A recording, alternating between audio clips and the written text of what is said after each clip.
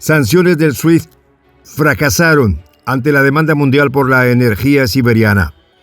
El eje conformado por Washington y sus aliados en Europa y Asia no han podido asfixiar a la economía del principal país surgido de la disolución de la Unión Soviética, a pesar de haber presuntamente desconectado a ese país del sistema internacional bancario de pagos.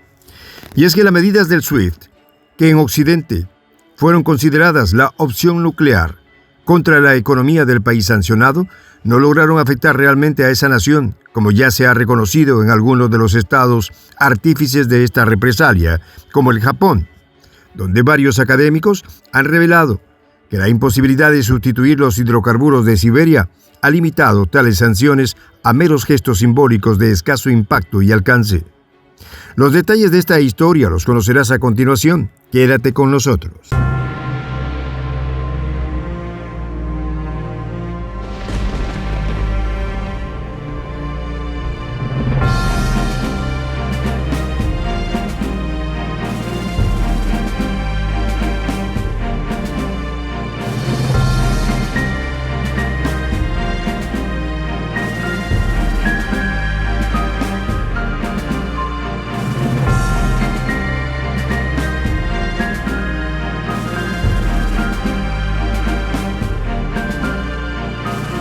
Voz de la Patria Grande.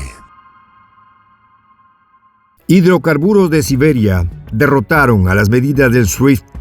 La economía del país sancionado ha logrado prevalecer con escasos daños, pese a las represalias impulsadas por la Casa Blanca y sus aliados del G7 desde el mes de febrero pasado.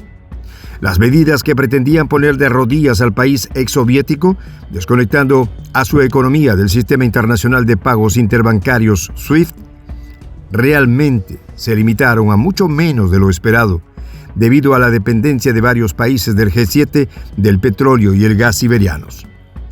Así lo han reconocido en Japón, uno de los países que decretaron las medidas, varios académicos especializados en economía, que han afirmado que las sanciones para desconectar al país exsoviético del sistema SWIFT, que inicialmente se consideraron decisivas, resultaron ineficaces. Tal es el caso del doctor en economía Junichi Yadova, profesor de la Facultad de Economía de la Universidad de Teikyo, quien aseguró en una reciente publicación para el diario Shukan Hendai que las sanciones no dieron resultados debido a la dependencia de Occidente de la energía siberiana. De acuerdo con lo señalado por el reputado académico japonés, las medidas relacionadas con el sistema SWIFT en realidad solo fueron fuertes en palabras, pues a la hora de la verdad se limitaron a cosas pequeñas que no lograron detener el movimiento económico del país sancionado. Yadova señaló que las temidas sanciones del SWIFT se limitan a la suspensión de las operaciones de 7 bancos. Sin embargo, 2 bancos, el Sberbank, y que ocupa el primer lugar, y el Gazprom Bank, que ocupa el tercer puesto en el sector financiero del país exsoviético, fueron excluidos de la lista. Según el experto, los 7 bancos sujetos a las sanciones financieras internacionales únicamente representan el 30% de los activos bancarios totales de ese país. Es decir, las sanciones no afectan en forma decisiva y fundamental a la economía de ese estado. Yadova resaltó que si se observa la cantidad de bancos miembros del SWIFT, hay más de 300 en Rusia. Si se imponen sanciones a todo el sector financiero del país, todas estas 300 líneas se suspenderán. Pero ahora esto está lejos de ser el caso, escribió. Para el académico japonés, el tono moderado de las medidas tomadas contra el sector financiero del país sancionado responde a una decisión de algunos países de Europa, sobre todo los más importantes en cuanto al tamaño de sus economías. El especialista señaló que la razón por la que estos estados europeos no quieren imponer sanciones realmente punitivas en relación con el SWIFT está vinculada al sector energético, porque sin el petróleo y el gas de Siberia, la economía de la Unión Europea se congelaría. En cuanto a Japón, Yadova aseguró que la situación de las sanciones no es la más fácil, puesto que ante la ineficacia de las medidas del SWIFT, una verdadera medida de presión contra el país exsoviético sería la reducción de la dependencia del sector energético nipón. En ese sentido, el experto recordó que el gas natural El petróleo y el carbón extraído de los campos de Siberia representa alrededor del 13% de las importaciones de materias primas energéticas que permiten mover a la economía altamente industrializada del Japón.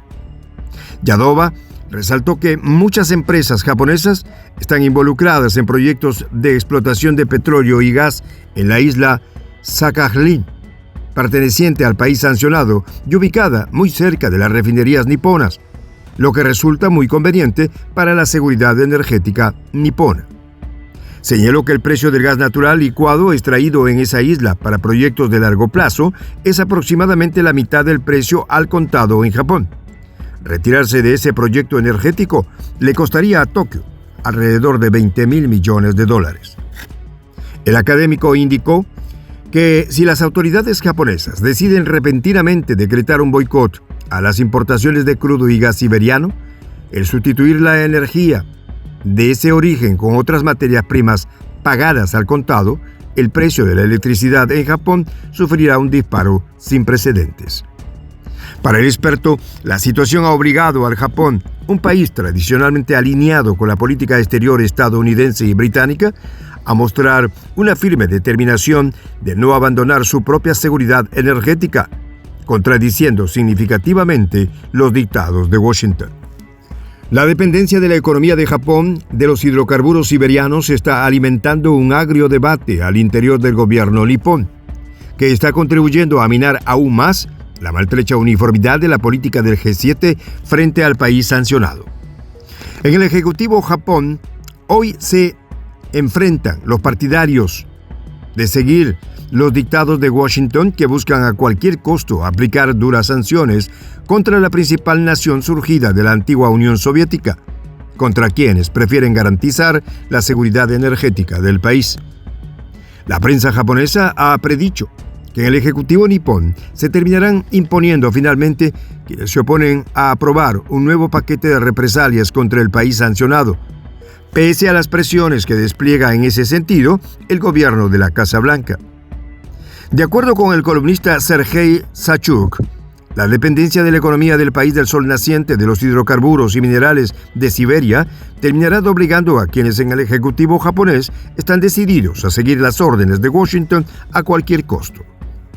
Y es que de acuerdo con las fuentes de prensa citadas por Sachuk, voceros del gobierno nipón, que han preferido guardar el anonimato, han puesto en duda que las autoridades vayan a poner en práctica el boicot a las importaciones de carbón siberiano anunciadas hace poco por Tokio. El primer ministro japonés Fumio Kishida anunció la semana pasada que su gobierno apoyaría de manera inequívoca cualquier sanción impuesta y por tanto se negaría a comprar el carbón térmico que importa por millones de toneladas desde los campos siberianos. Consultados sobre esta situación, expertos japoneses señalan que privarse del carbón ruso sería arriesgado para Japón, en momentos que el mercado energético atraviesa grandes presiones y los dos otros grandes proveedores de carbón del país padecen coyunturas particulares.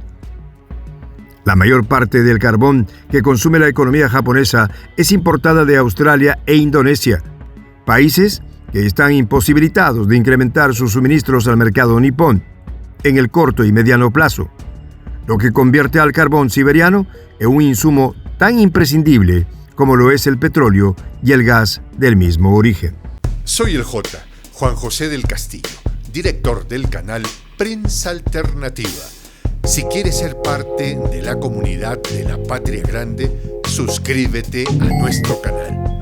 Si es que quieres que te lleguen las notificaciones cada vez que subimos un video, activa la campanita.